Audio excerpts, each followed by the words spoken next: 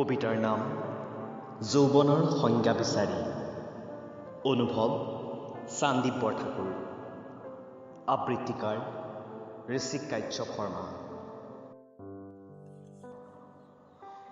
বাস্তৱ বৰ কঠোৰ, সকলোতে ককৰ্ষ যান্ত্ৰিকতা। নাই কোনো ভৱিষ্যত, নাই কোনো ভাৱনা। মাদক পৃথিৱীৰ সেই একোণত মই বহিছোঁ, খাইছোঁ, অলপ জিৰাইছোঁ। সকলোৰে কঠুৱা বচনত নাই ক'তো আন্তৰিকতা। বহুতো নামী দামী লোক আজি যেন পথৰ ভিক্ষাৰী।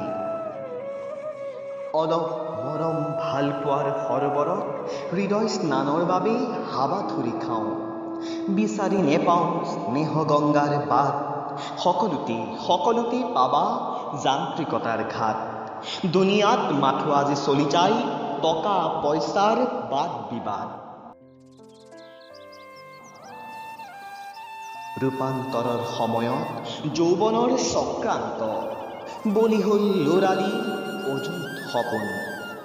বিচলিত যৌৱন আৰু ব্যৰ্থতা, সকলোতে কাৰ অন্ধকাৰ আৰু শূন্যতা।